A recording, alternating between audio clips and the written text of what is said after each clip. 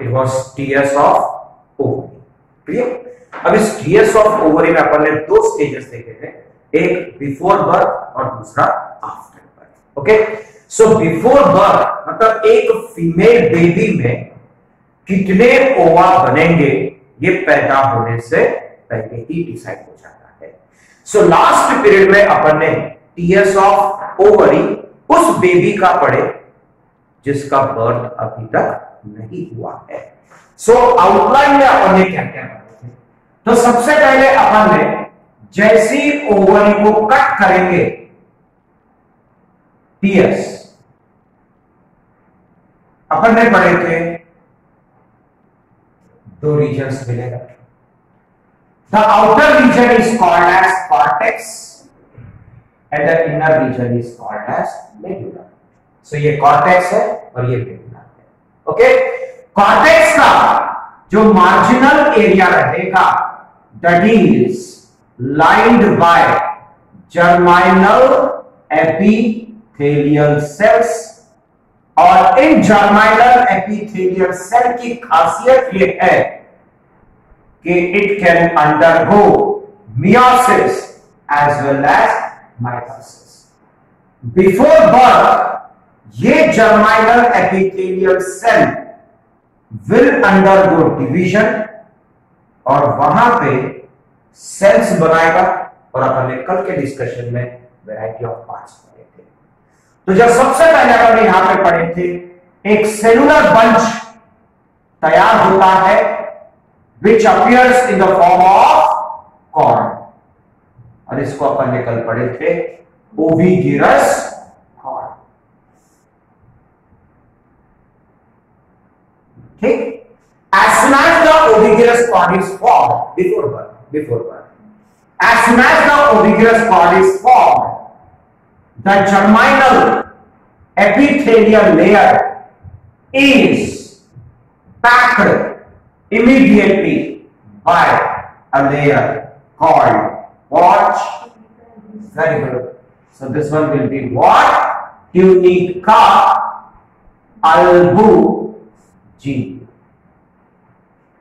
और इसी ट्यूनिका अल्बुजिनिया की वजह से अब पूरे जर्म सेल्स क्या हो चुके हैं? पैक हो चुके हैं, मतलब लाइफ में अब ये जर्म सेल निकल नहीं पाएगा और नए ओवा बनाने की कैपेसिटी उसने हो चुका है। ओके, नाउ फिर अपन ने पढ़ा है ओविगिरस कॉर्ड। अभी शॉर्ट में फटाफट ले लेते हैं। Ovigerous cord is converted into a bunch of cell, and this bunch of cell, इसको हमने पढ़े थे एग।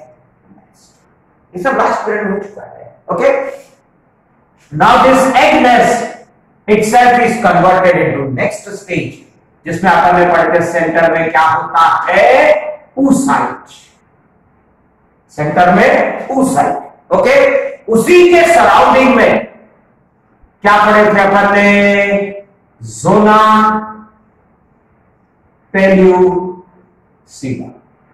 क्या था? जोना पेल्यूसिडा। और इसी जोना पेल्यूसिडा के सराउंडिंग में 4 सेल पड़े थे स्पिंडल शेप में, और इन 4 सेल का नाम अगर याद होगा, ये अपन ने पढ़े थे follicular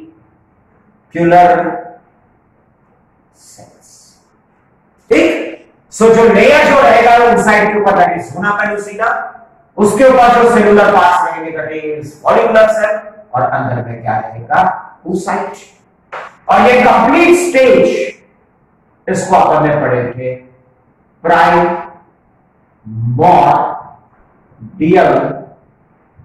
follicle. What it is called? Primordial follicle. एक सिंपल लेवल पे चलना है कि जर्माइनल एपिथेलियल सेल से ओविगिरस कॉर्ड बनेगा। The ovigerous cord is converted into egg nest. The egg nest is converted into primordial follicle. अब ये सब चेंजेस एक फीमेल में पैदा होने से पहले ही आ चुका है। अब जो न्यू बॉर्न बेबी रहेगा उसके ओवरी में क्या मिलेगा? Primordial follicles. Large number of primordial follicles आते हैं। अब ये प्राइमोर्डियल फॉलिकल मैच्योर कब होगा? जब इसको एक स्पेसिफिक हार्मोन मिलेगा और वो पढ़े थे अपने FSH। क्लियर? सो पिट्यूटरी ग्लैंड से ये हार्मोन 18 साल की उम्र में मतलब प्यूबर्टी एज में निकलता है और 18 इयर्स ऑफ एज में जब ये हार्मोन निकलेगा FSH, इसको स्टिमुलेशन मिलेगा, फिर इनसाइट बनना शुरू होगा कि कंटिन्यू होगा? वेरी गुड, कंटिन्यू होगा क्योंकि ये ऑलरेडी पैदा होने से पहले बन चुका है। बराबर? सो पैदा होने से पहले कुछ स्टेजेस बन चुके हैं और पैदा होने के बाद वही स्टेजेस क्या होंगे? कंटिन्यू होगा, वो बनेगा नहीं। क्लियर? सो मेल और फीमेल में ये थोड़ा सा डिफरेंस है। मेल में क्या होता है? पैदा होने के बाद 18 साल की उम्र के बाद formation, continuation. In case of female, before birth formation, after birth continuation, after 18 years of age. Agreed? Now अब यहां पे ये जो प्राइमोर्डियल फॉलिकल है, पैदा होने के बाद 18 साल तक जंग लगे समान पड़ा है। कारण आफ्टर 18 इयर्स ऑफ एज के बाद ही कंटिन्यू होगा ना, तो वैसे ही पड़ा हुआ है। तो अगर कोई सो के है, अगर आप उसको 10-20 साल बाद उठाओगे तो क्या उठ के दौड़ने लगेगा क्या? थोड़ी बहुत आलसीपना तो रहेगा। तो यहां पे भी वही लॉजिक है कि जैसे आफ्टर 18 इयर्स ऑफ एज आ गया, FSH का जैसे स्टिमुलेशन मिलेगा कि फटाफट कन्वर्ट होना शुरू नहीं होगा, क्योंकि इतने सालों से वो पढ़ा था। स्टिमुलेशन मिलेगा, so it will show major changes और माइनर चेंजेस। वेरी गुड, बराबर? हाँ, कंटिन्यूएशन के दौरान मेजर चेंजेस दिखाएगा। Okay, so under the influence of FSH अब इसका मैच्योरेशन स्टार्ट हो जाएगा। तो सबसे पहले अब अपन ने क्या पढ़े थे? अंदर में जो oocyte है, in future is going to form what? Ova, and the surrounding follicular cell is going to provide nourishment. दूसरा कांसेप्ट जो अपन ने पढ़े थे, this complete structure is maintained towards margin by stromal cells. मतलब इसके सराउंडिंग में कौन से सेल्स पढ़े थे अपन ने पहले? Stromal cells. Clear? These stromal cells they are pushing the complete structure towards margin for two reasons, so that it can come out easily with less damage and within short period। मतलब समय कम लगेगा, margin में रहेगा तो, और damage कम होगा। Clear? ना अब ये लेके चलते हैं after birth, after 18 years of age. जैसे 18 साल की उम्र आ गई, जैसे ही FSH आ गया, अब नेक्स्ट इसमें क्या होगा? सेंटर में oocyte तो वैसे ही रहेगा। क्लियर? सराउंडिंग में क्या रहेगा? जोना पेनिसिला तो रहेगा ही रहेगा। फॉलिकुलर सेल थोड़े बहुत अपने शेप मॉडिफाई कर लेंगे, जबकि 4 के 4 ही रहने वाले हैं। ठीक? सिर्फ spindle shape will become cuboidal shape. The rest stromal cells surrounding वैसी रहेगा। क्लियर? क्योंकि पता है कई सालों से पड़ा हुआ है, एक चेंजेस ज्यादा नहीं दिखाना है तो। Okay, and this structure is called as primary follicle. ठीक? अब एक चेंजेस मैंने आपको बताया था, स्पर्म एंड ओवा के कंपैरिजन में आपको याद होगा कि इन case of males during formation of sperm, एक राउंड सेल जब स्पर्म बनाता है तो नए पार्ट्स आर एडेड, लेंथ भी बढ़ता है, इलॉन्गेट होता है, मेटामॉर्फोसिस पड़े थे। लेकिन एक फीमेल में जब ओवा बनता है तो एक राउंड सेल राउंड ही रहेगा। Only two physical changes takes place, only the very good size increases and that's good, the nucleus is pushed towards margin, कोई भी एक वन साइड में जाएगा। क्लियर? तो अभी यहां पे अंदर के oocyte में कुछ खास चेंजेस दिखेगा क्या? नहीं। अंदर के oocyte में डेफिनेटली साइज बढ़ रहा है और न्यूक्लियस मार्जिन में जा रहा है। अब मैं यहां पे साइज छोटा बनाऊं, बड़ा बनाऊं, आपको कुछ फर्क पड़ने वाला है क्या? नहीं। हाँ, अगर स्पर्म जैसा कुछ चेंजेस आता तो बनाना जरूरी है।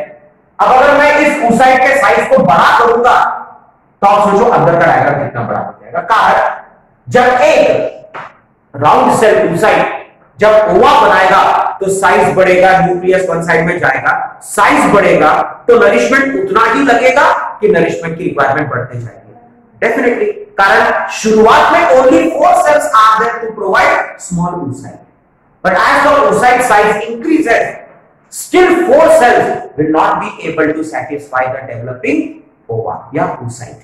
बराबर। तो कहने का मतलब यह है कि जैसा जैसा नेक्स्ट स्टेज जाएगा अंदर के oocyte का साइज बढ़ेगा जरूर, और नंबर ऑफ फॉलिकुलर सेल का नंबर क्या होगा, बढ़ेगा।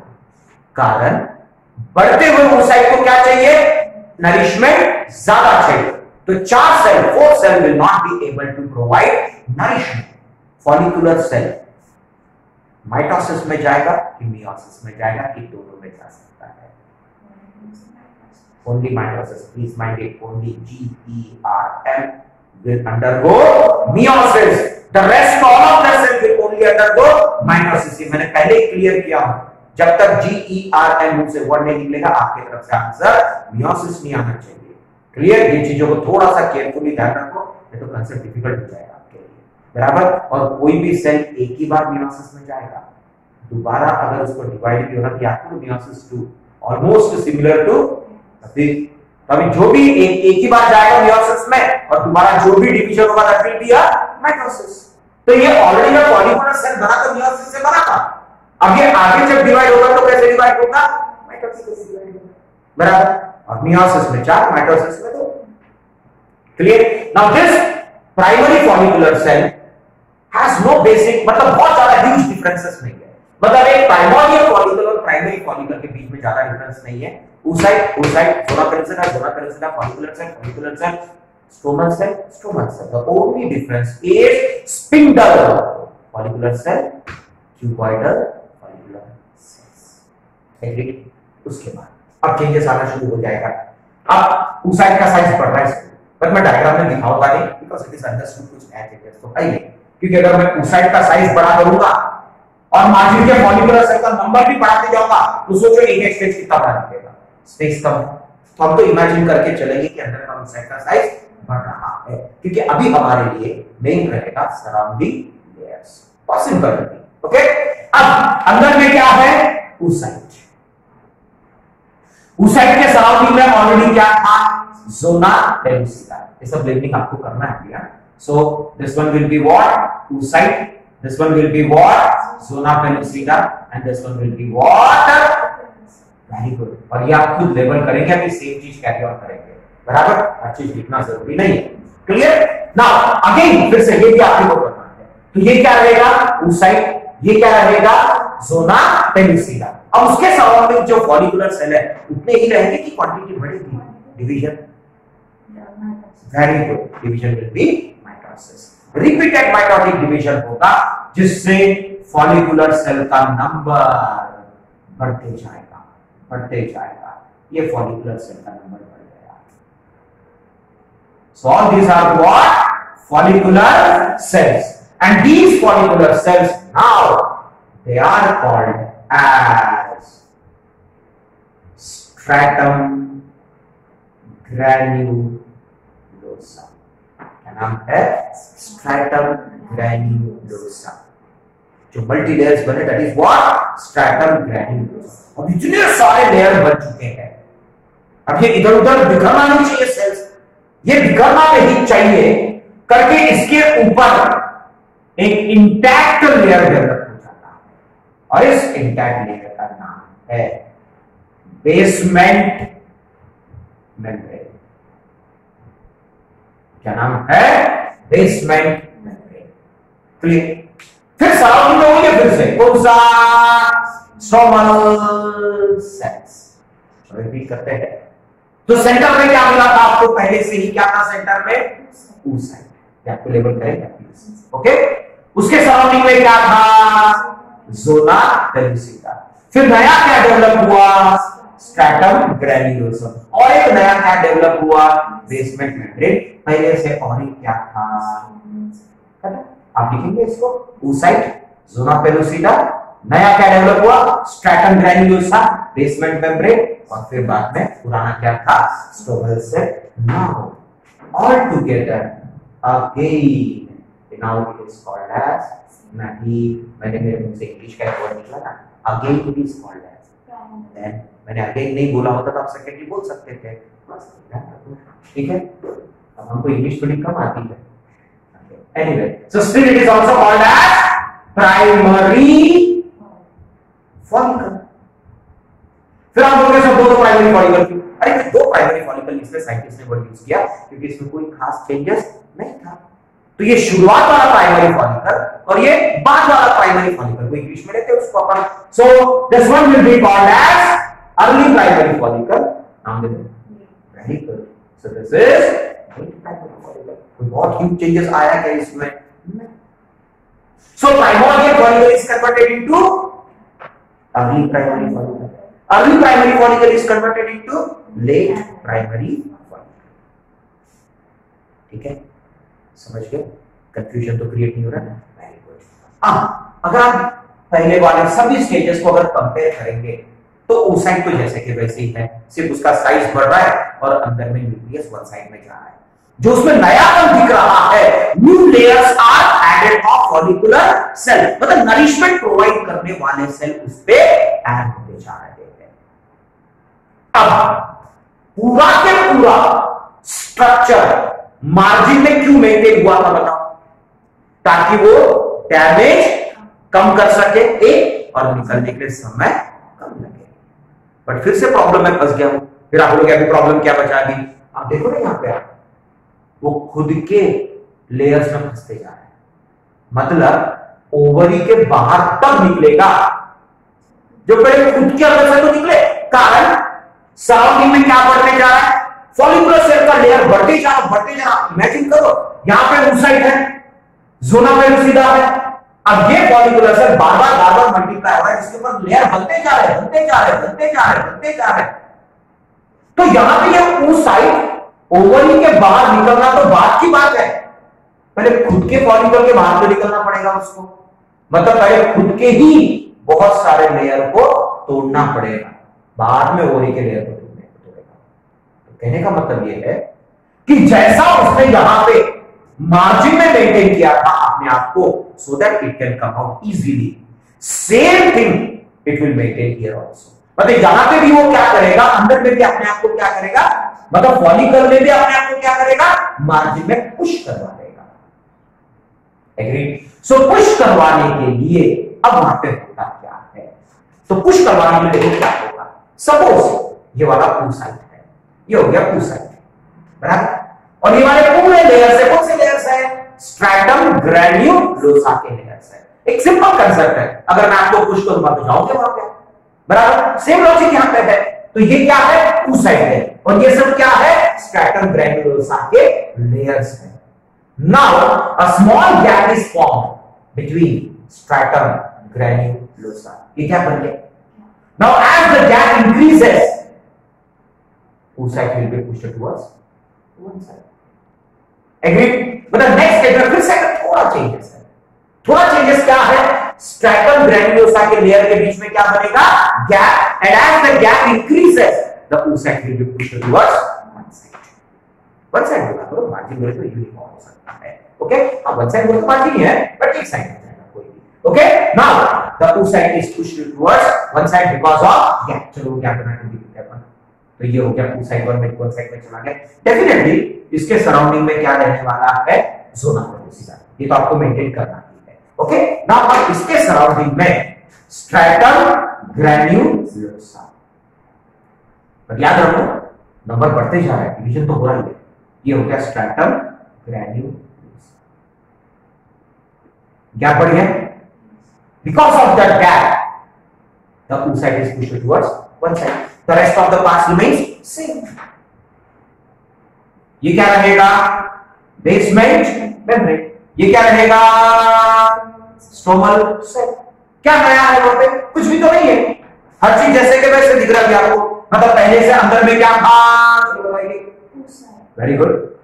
oocyte के बाद ज़ोना पेलुसिडा, ज़ोना पेलुसिडा के बाद स्ट्रैटम ग्रैन्युलोसा, उसके बाद वेरी गुड बेसमेंट मेम्ब्रेन, उसके बाद खत्म।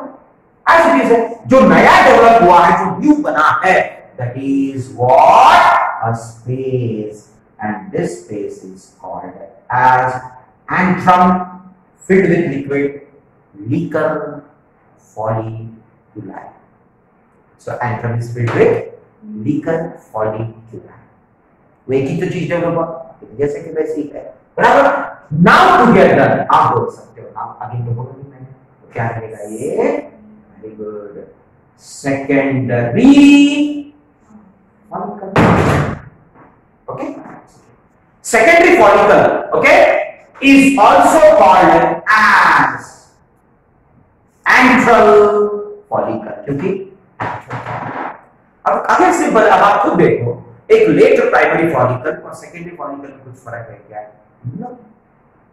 oocyte सेंटर में है, oocyte वन साइड में है, जबकि दोनों में आपको क्या मिल रहा है? oocyte, zona pellucida, stratum granulosa, basement membrane, stromal cell. The only physical difference is species form, antral, which pushes the oocyte towards margin. तैयारी पहले से करना है, जब कम लेयर रहेंगे तब मार्जिन में जा पाएगा।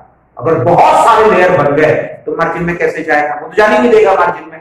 मतलब नंबर ऑफ लेयर बढ़ने से पहले ही the oocyte should be pushed towards one side, वो हो चुका है। एग्री? अब तो लास्ट ये है, ये मेन है, ये बोर्ड एग्जाम में भी ज्यादा मार्क दिया सकता है, कॉम्पिटिटिव में भी उसका इंपॉर्टेंस है। बट अगर आप यहां से यहां तक देखो, आपने तो सिर्फ नंबर ऑफ लेयर्स ही बढ़ाया है, मतलब आगे भी जाके क्या बढ़ने वाला मुझे बताओ?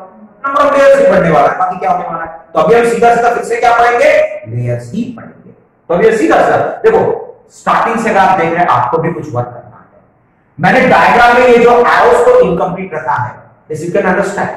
मैं लिख सकता था, मैंने लिख सकता था, ऐसी बात नहीं है, बट आपको भी कुछ करना है, ठीक है? You can recall these things, आप ये सिर्फ जरूर लिखेंगे, नोट्स इनकम्प्लीट नहीं रहना चाहिए। ओके, चलो नेक्स्ट। ओके, नहीं तो आप यहां से स्नैप लेके चले जाओगे, फिर उसके बाद में घर पे बैठ के फिर कोई चीज बनाओगे नहीं, मुझे ये सब चीज नहीं। ओके, कंप्लीट चाहिए। Tomorrow I will check all this things. Okay, now next. अब सेकंड इसमें क्या होगा? अगेन सेम चलेगा, सिर्फ इतना है कि उससे सराउंडिंग में number of layers. Okay, now so centre में अगेन फिर से क्या रहेगा? oocyte, बराबर। अब इसमें मैं पूरे लिख देता हूं, ठीक है?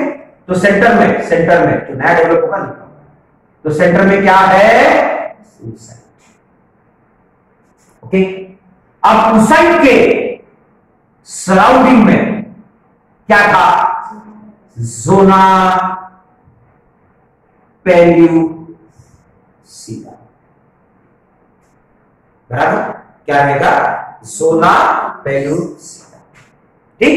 अब नया लेयर बनेगा, ठीक। अब इसके ऊपर जो नया लेयर बनेगा,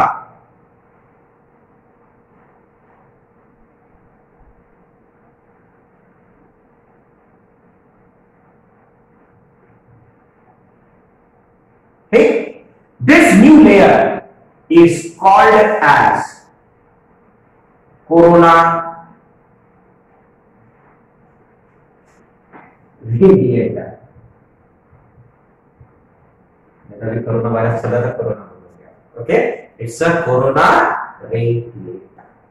क्लियर? उसी के सराउंडिंग में नया लेयर और एक डेवलप हो रहा है, and this new layer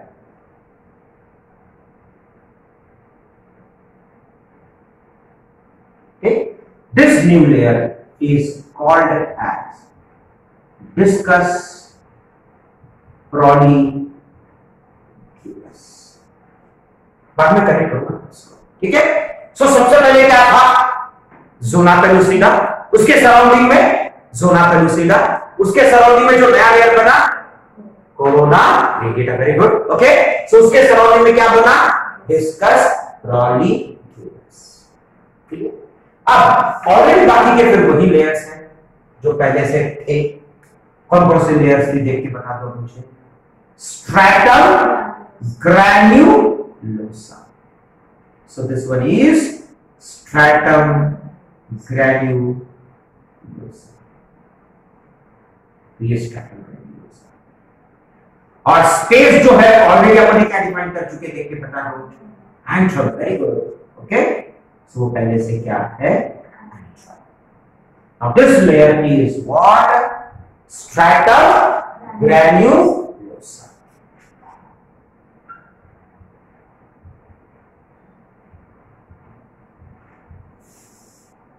gap छोड़ा है, क्लियर। अब इसी स्ट्रैटम ग्रैन्युलोसा के सराउंडिंग में जो ऑलरेडी लेयर था, very good, that was what, basement. सही ऑलरेडी क्या है, बेसमेंट।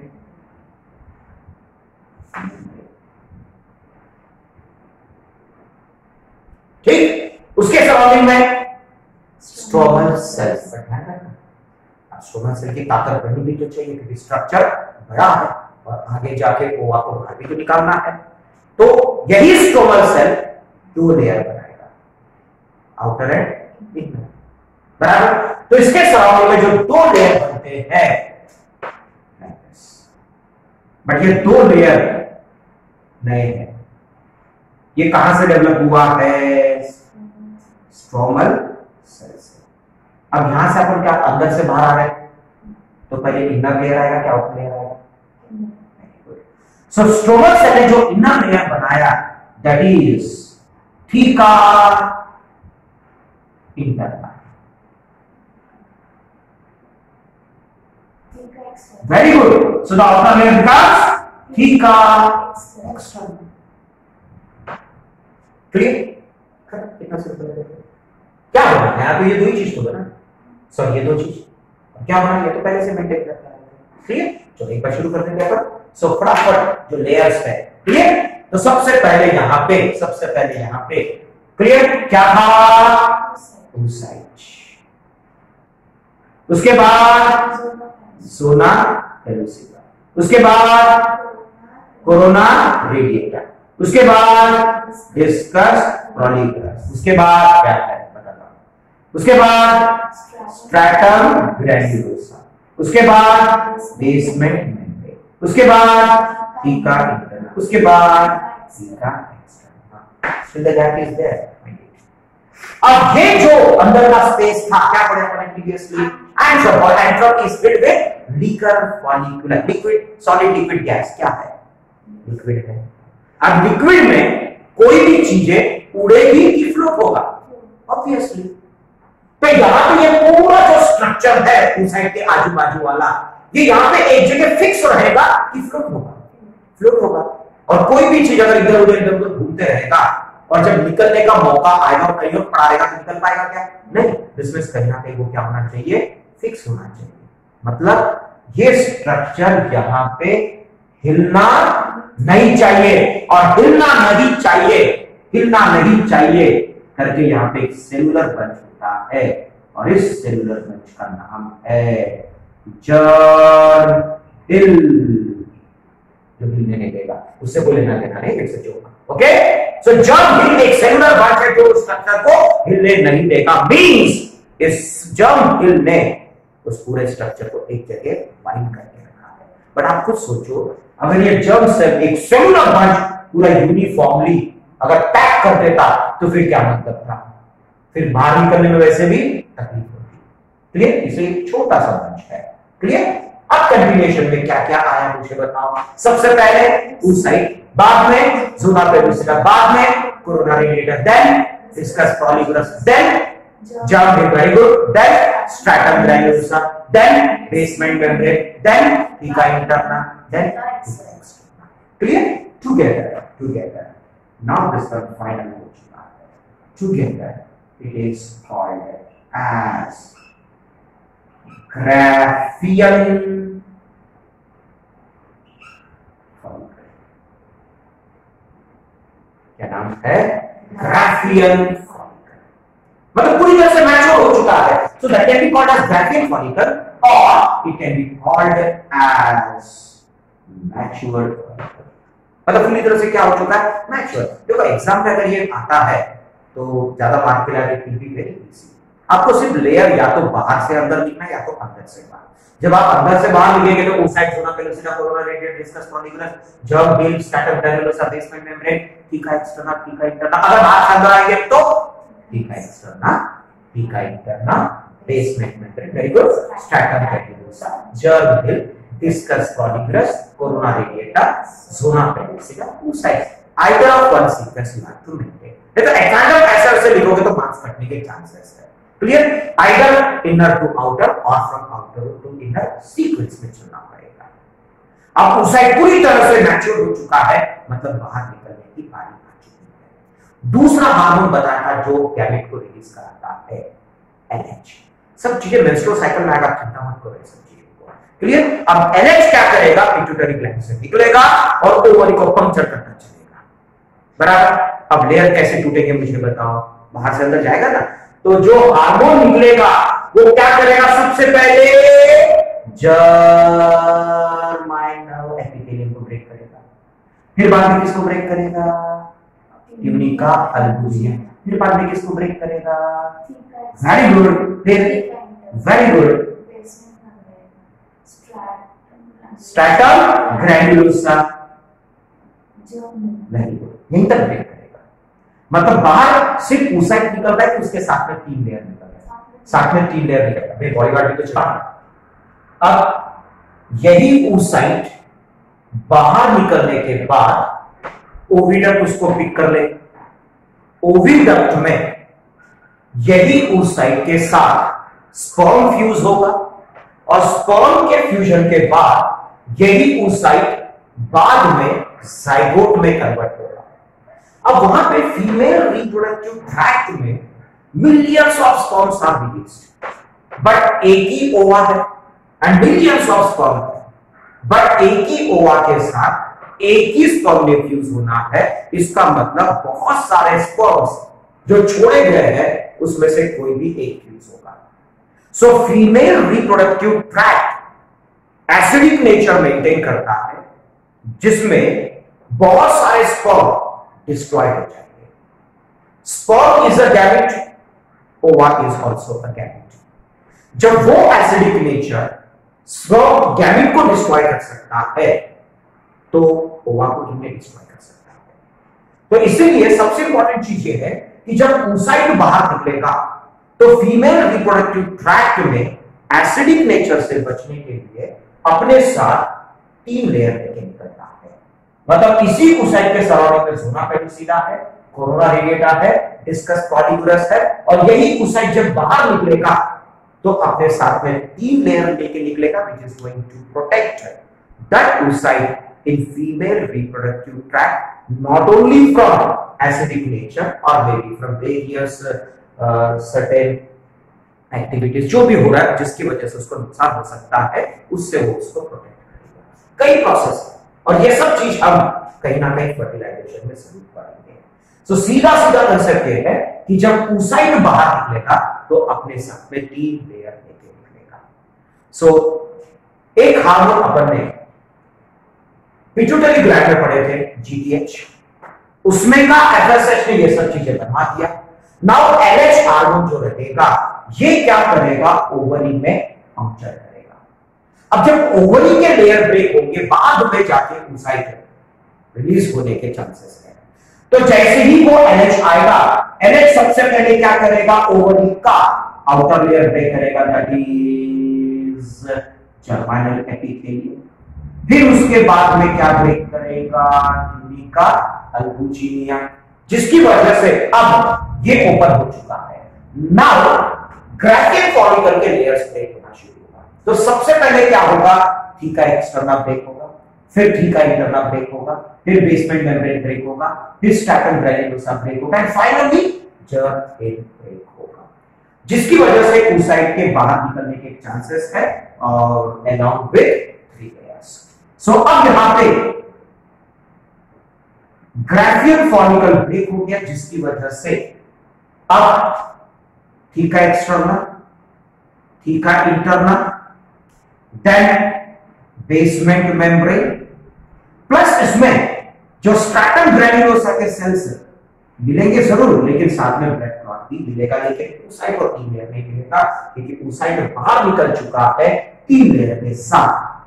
oocyte के ऊपर ज़ोना पेलुसिडा, ज़ोना पेलुसिडा के ऊपर में कोरोना रेडिएटा।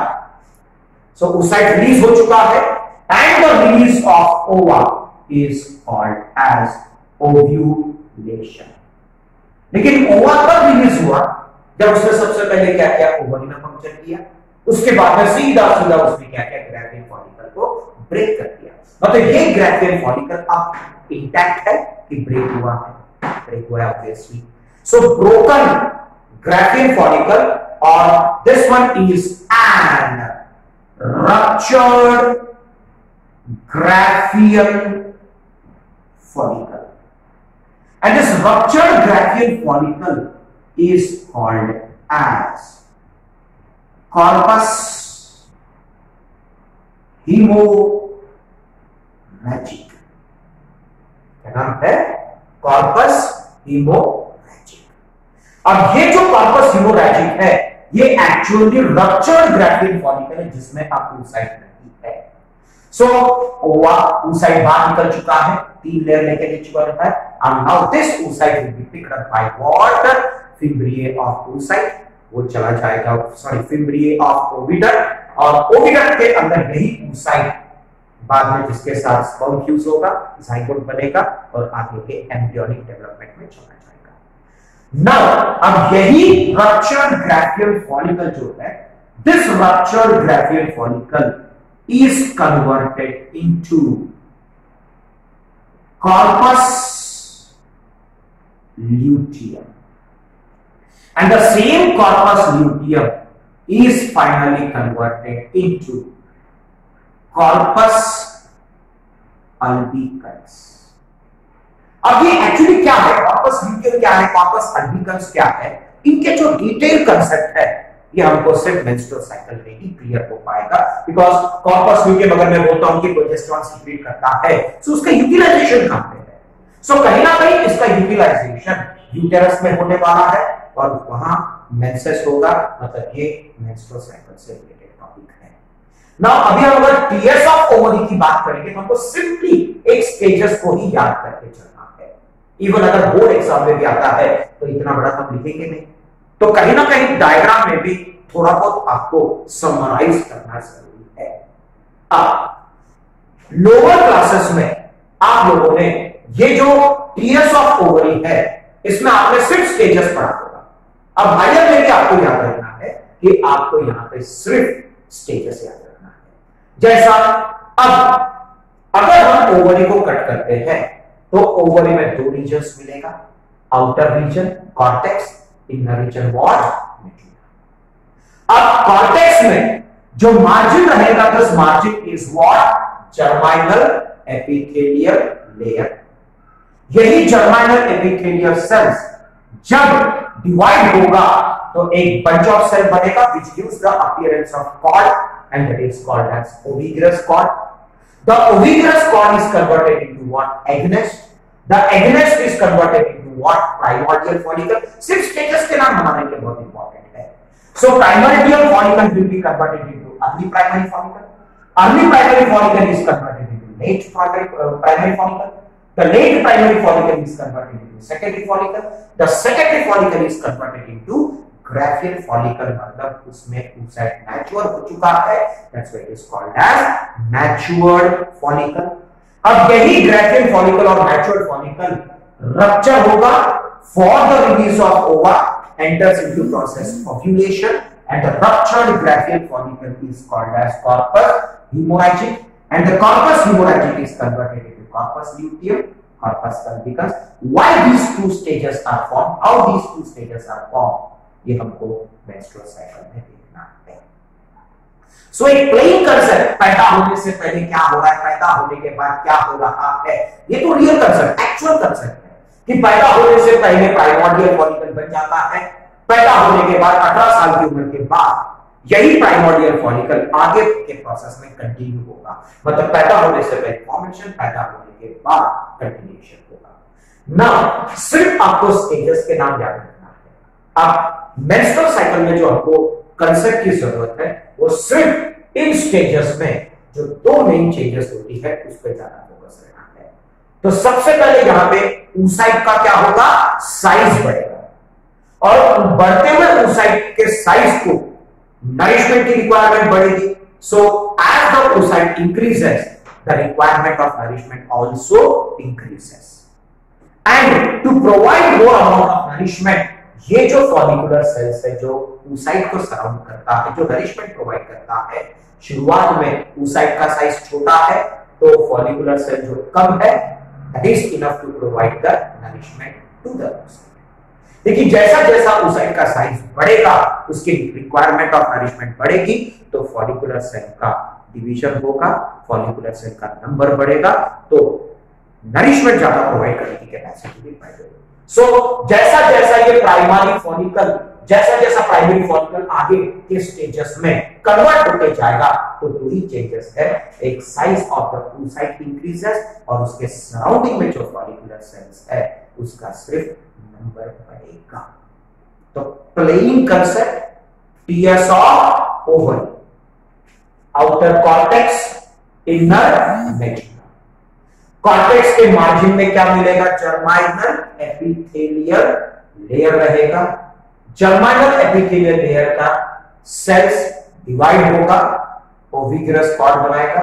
जैसे ओविगरस कॉर्ड बनेगा, immediately tunica albuginea germinal epithelial cell को पैक कर देगा, जिसकी वजह से पैदा होने के बाद जर्म सेल ने ओवा बनाने की कैपेसिटी खो दिया है, जिसकी वजह से फीमेल में जो कंसेप्ट हम पढ़े थे कि एक समय में एक ओवरी में एक महीने में एक ही ओवा बनेगा, and that is only because of tunica albuginea forming over germinal epithelial layer before birth. मतलब बिफोर बर्थ ही कितने ओवा लाइफ में बनेंगे ये डिसाइड हो चुका है। फिर यही ovigerous cord against is converted into primordial follicle, पैदा होने से पहले, पैदा होने के बाद 18 साल की उम्र के बाद ये प्राइमोर्डियल फॉलिकल को स्टिमुलेशन मिलेगा एफएसएच से, और उस एफएसएच की वजह से primordial follicle will be converted into early primary follicle, early primary follicle is converted into late primary follicle, late primary follicle is converted into secondary follicle or antral follicle, antral follicle is converted into Graafian follicle, Graafian follicle का rupture होगा, ओवा निकलेगा, and the ruptured Graafian follicle is called as corpus hemorrhagic, and corpus hemorrhagic is converted into corpus luteum, and corpus luteum is converted into corpus albicans, under which condition ये हम सिर्फ कहां पढ़ पाएंगे, मेंस्ट्रुअल साइकिल।